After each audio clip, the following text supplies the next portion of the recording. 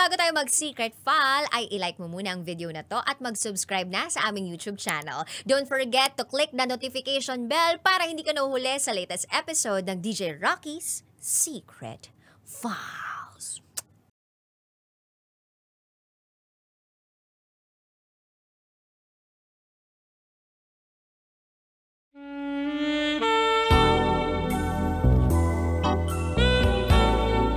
And now, it's time for SPG, as in Super Back-N-Earn Secret File.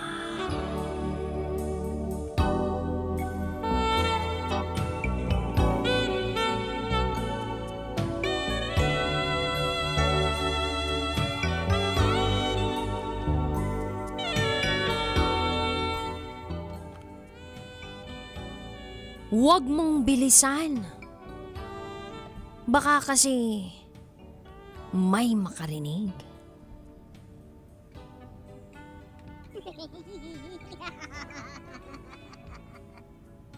Hi, DJ Rocky. Gusto ko lang na may maiambag sa programa mo for today's radyo. Itago mo ko sa pangalang Denden na mahilig mag-U-turn. At ito, ang aking SPG, as in Super Back-N-Earn Secret File.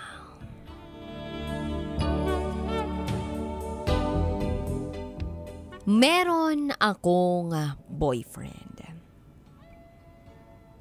Itago natin siya sa pangalang Dondon.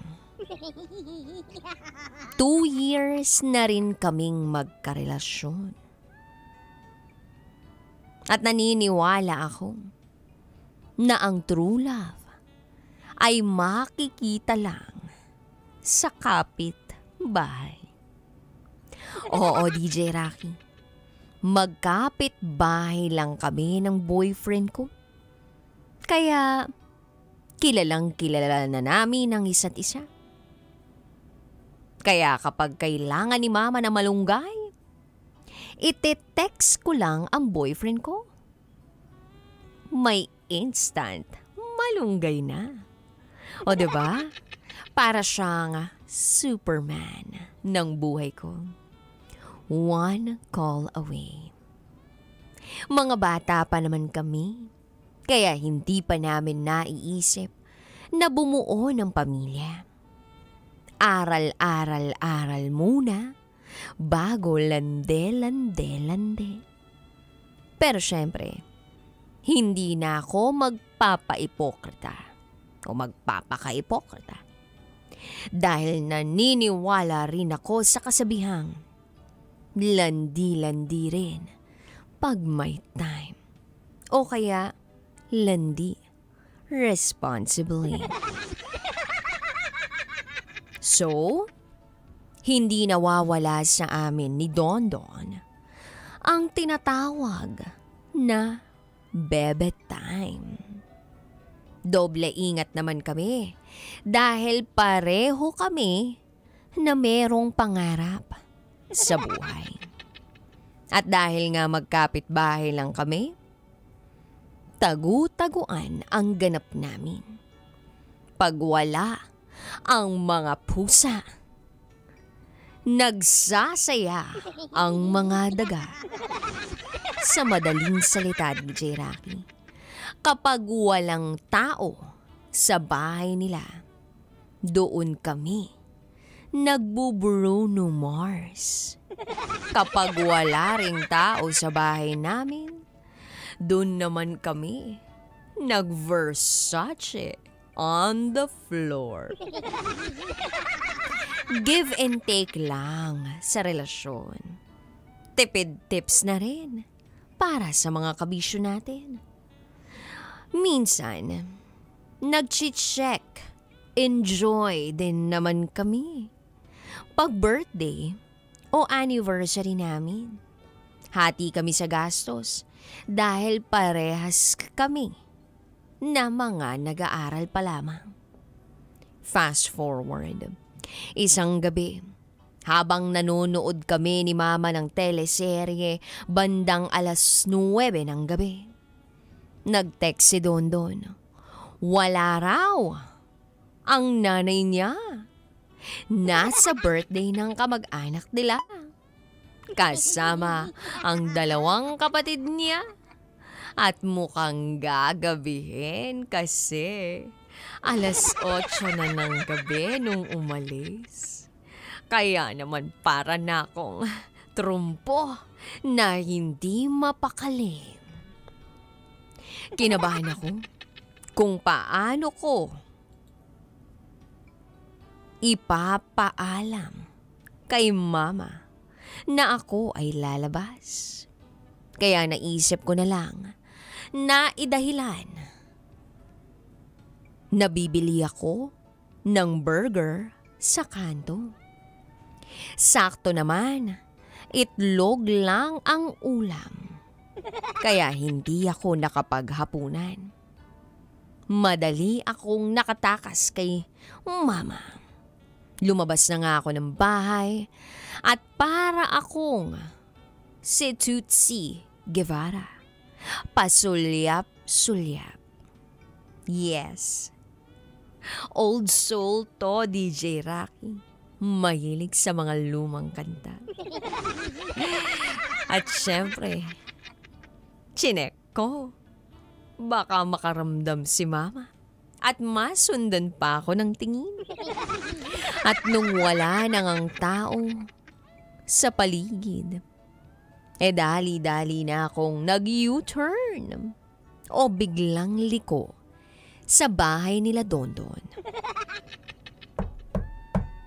Kumatok lang ako at bumukas na ang pinto. Nagmadali na kaming umakyat sa itaas para pumasok sa kwarto niya. Mabilisan ang galawan dahil naiisip ko si Mama. Baka makahalata na matagal akong bumili ng burger. Ang hindi niya alam, kasalukuyan kaming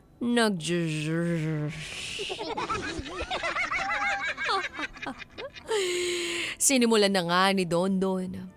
Natanggalin ang aking mga damit, blouse and shorts.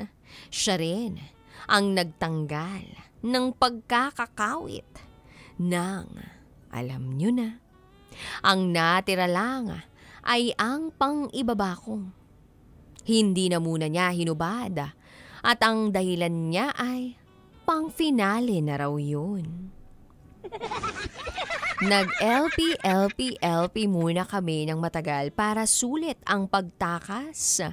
Nung magsawa na siya sa LP ay pumunta na siya sa Bohol. From LP to Bohol. Kaliwat kanan, dalawa ang buhol ko na para siyang sundalo. Yes, ang tinutukoy ko ang boyfriend ko. Parang sundalo na nakarating na sa tuktok. Maya-maya pa ay hinubad na niya ang huling alas ko. At yun nga, ang aking underwear na kulay pink. May pakulay reveal pa ako.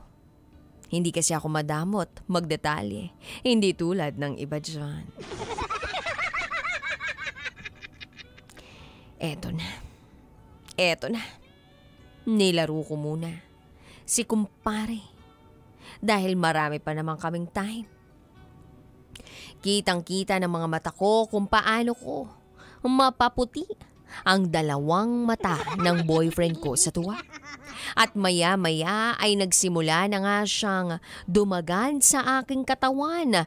Pabilis ang galaw pero parang may lumalangit-ngit sa higaan niya. Kaya ang sabi ko kay Dondon, "Huwag mong bilisan. Kasi tumutunog, baka makarinig o makamarinig."